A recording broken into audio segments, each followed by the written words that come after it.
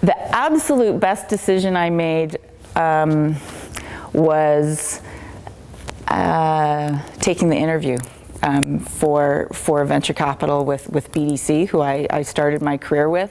And I know that probably sounds a little bit odd, but I actually didn't know what venture capital was when the recruiter sent me the invitation to apply for the job.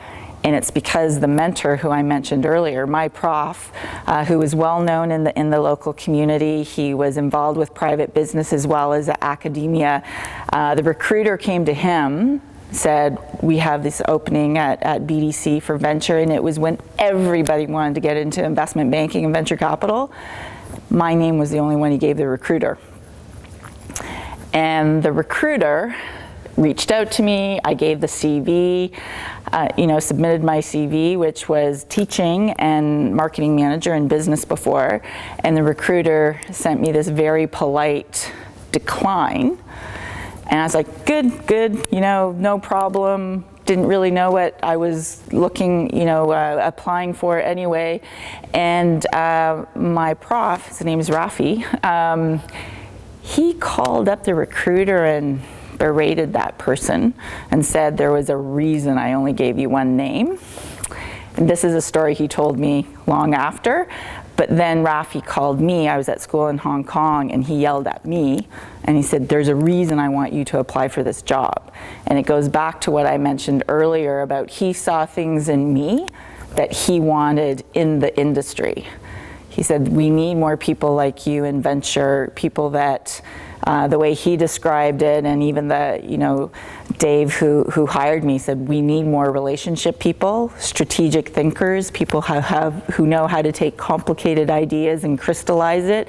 It's not just the finance and the transaction grind. Like, that's not what venture is.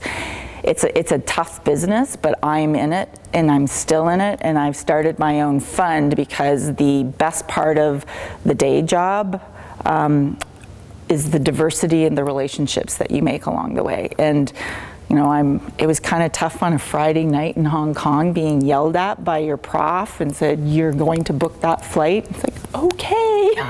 Like, he's like, you have to, and he just said, you have to trust me. So I guess that goes back to the doubt. It's like, so he knew what I had no idea because I had no experience in the industry. And then after, just as a final note on that in terms of starting the career and having confidence, I knew I had an ally, and I knew Maury, the gentleman, was my ally as well, and they both said, we really want you applying for this position.